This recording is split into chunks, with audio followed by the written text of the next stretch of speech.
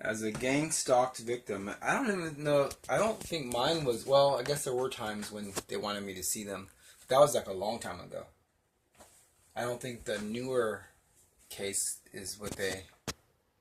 I don't think I was supposed to see that. It was actually the FBI testing uh, DARPA weapons off on me. They wanted to see a human being's reaction to DARPA material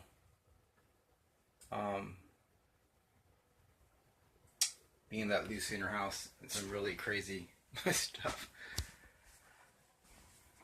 How many gang stalk victims out there are willing to sign a petition if I get a petition going for a lawsuit against the FBI, CIA?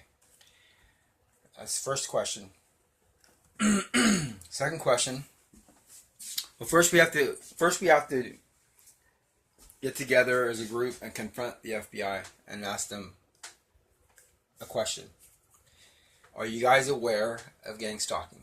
Because before you attack them legally, you have to figure out where they're gonna what position they're gonna take, because that's how you weed out the lies. Now, first they're gonna say they were aware of it, so if they say they're aware of it, then what we're gonna say is, how come we never heard the FBI do a press release? I mean, we're in 2018, and gang stalking's been going on. Many of us victims could remember back in the 70s, but other victims remember in the 90s and 2003, and so we'll ask them, how come there was never a press release? There's a war on drugs, but not a war on gang stalking. Then if they say they know it exists, we have to ask them, who have they determined was the organized gang? It has to be an organized gang that has a lot of money back in it, so it has to be Russia, China, Hells Angels, KKK. It has to be an organized gang with lots of money. So that's what we ask them next. Who did they determine it was overall? Because they're going to have someone to point the finger to. Then we're going to go from there. Now, if they say they are not aware of it, they never got complaints, or they got complaints but they weren't investigating them because they didn't take them seriously, then we got them on that angle. And because you can't say you're worried about a terrorist blowing up 3 people in America over the next 10 years, but there's like 15,000 people being gang stalked, where even some people commit suicide. More than any terrorist. I mean, people die of a bee sting in America more than a terrorist attack.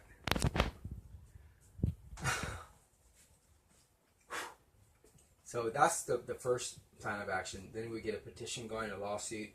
Now, with the lawsuit, when we sue the government, okay, what they do is, it's like this. I do a crime to you. You sue me. But guess what? If you win in court, I don't pay anything. The American people pay it for me. So I don't suffer any kind of penalty. But maybe somebody gets fired to make it look good. Now, that has to stop. Why? Because the FBI, CIA wouldn't be doing what they're doing if they had to take care of the penalty themselves with their own asses. As long as the American taxpayer is paying the penalty in a lawsuit, then do you understand how it would make somebody psychotic with a badge totally run amok? And they are psychotic. I mean, it takes a psychotic person to have no life where they have to be peeking in your life because their life is so boring. I could find a million things to do, from the sun coming up, sun going down. I don't need to be in someone else's life to do that. Life is filled with so many things, so many interesting things. To sit there and watch someone, and I mean, it's like Get a life. And then in some cases, they're torturing people. So those are, the victims, you victims out there that are especially getting hit the hardest, need to get reimbursed for this. If the taxpayers' money is funding these operations, I promise you the taxpayer does not know about it. So the taxpayers' money is going to have to reimburse you for the punishment. If someone smacked you in the knee with a hammer, gave you a bruise, a small bruise, you should get paid about $500,000 for that, because it was inflicted upon you without your permission, interfering with your life and your daily duties, work, dreams, goals. So first we have to do is get the petition going.